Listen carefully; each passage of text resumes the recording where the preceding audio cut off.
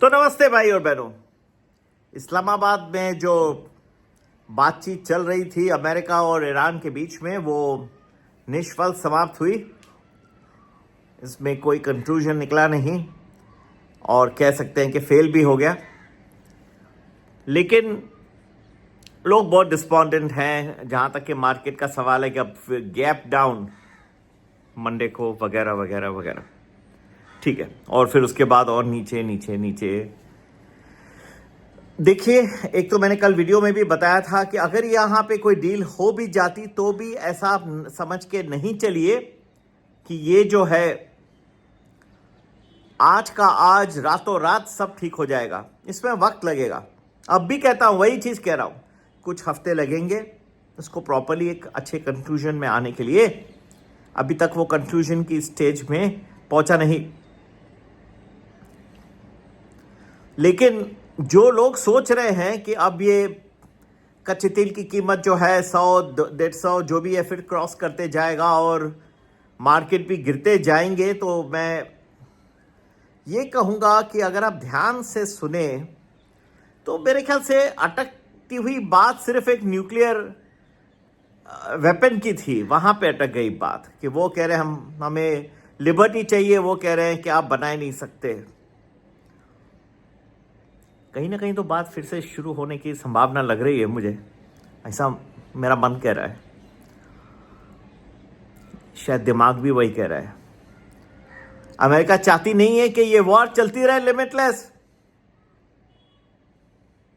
इसका मतलब ये नहीं कि उनके पास वेयरविथॉल नहीं है, लेकिन ये एक एसिमेट्रिक वॉर होते जा रही है जहां फिर नुकसान अमेरिका को भी होते जा रहा है। दूसरी बार मिड टर्म इलेक्शन भी आ रहे हैं, तो वो चाहते नहीं कि ये जो कंज्यूमर प्राइस डेटा जो आया है 3.3% 2022 से हाईएस्ट लेवल पे 4 साल के उच्चतम स्तर पे, ये चलते रहेगा। नहीं चाहती अमेरिका, चाहती है शांत हो जाए, अब पूरी बात हो जाए। तो फिर भी जो है, एक तो मैं तो नहीं समझता था कि इस्लामाबाद में वो भी ये सब खलास हो जाएगी बात तुरंत। लेकिन मुझे अभी उन्होंने और तो इंडिकेशन कुछ दिया नहीं कि फिर कहां बातचीत होगी। लेकिन एक चीज उन्होंने जरूर कहा, दो चीजें मुझे इंपॉर्टेंट नजर आई, जो मुझे पता नहीं दूसरे विशेषज्ञ, मैं सिर्फ अपना ओपिनियन दे रहा हूं। एक, उन्होंने कहा कि वो कॉन्स्टेंटली टच में थे प्रेसिडेंट ट्रंप से, मार्को रूबियो साहब से, secretary of state, army chief staff से। ये सब मिलिट्री पॉइंट ऑफ व्यू वगैरह हो गई बातें।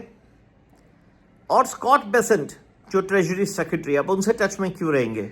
मतलब ये जो डी फ्रीज करना है ईरान के एसेट्स, उसकी भी बात हुई होगी।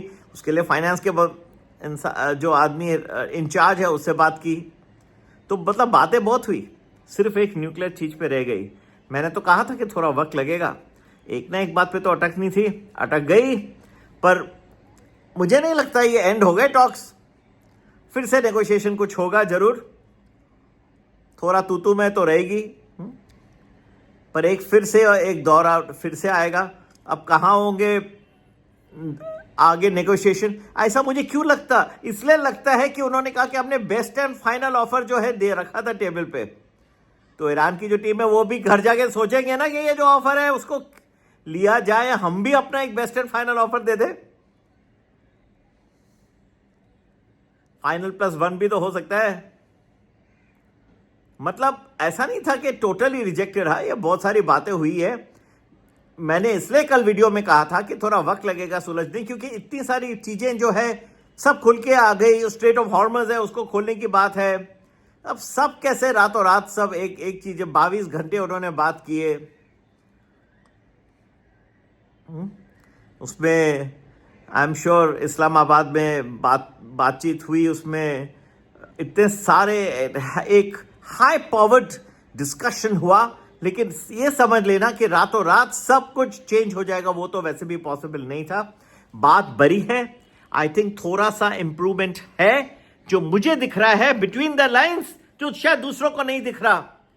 नेगोशिएशन होगी, थोड़ा सा मार्केट सेंटिमेंट खराब हो जाएगा, जरूर इंपैक्ट आएगा। ऐसा नहीं कि कुछ नहीं होगा। धीरे धीरे धीरे ये भी बात सुलझ जाएगी। ईश्वर की कृपा है तो ये यहां से भी पार हो जाएंगे। मार्केट भी एक स्टेज में आएगा जो फिर अपना ऊपर की तरफ बढ़ेगा। लेकिन कुछ चीजें जो हुई है लास्ट फ्यू मंथ्स में, इसका जो है वो असर आपको अभी नहीं लेकिन कुछ सालों में दिखेगा एक डिफरेंट वे में। उस वक्त मार्केट में काफी इंपैक्ट आ सकता है। अभी शॉर्ट टर्म में दोनों साइड्स के मन में, दिल में, दिमाग में, आपके भी दिल और दिमाग में ये चाहत है कि ये वॉर पूरी हो जाए। ये मेरे मन में भी है। इतना हौसला नहीं खोइए, कुछ अच्छा होगा। लेकिन सेंटिमेंट डेफिनेटली इसकी वजह से कुछ इंपैक्ट आ सकता है, लेकिन राइट ऑफ नहीं करना। धीरे धीरे धीरे थोड़ा वक्त लगेगा। मैं कल जो कहा आज भी यही कह रहा हूं, थोड़ा वक्त लगेगा, सब ठीक होते जाएगा। नमस्ते, जय हिंद।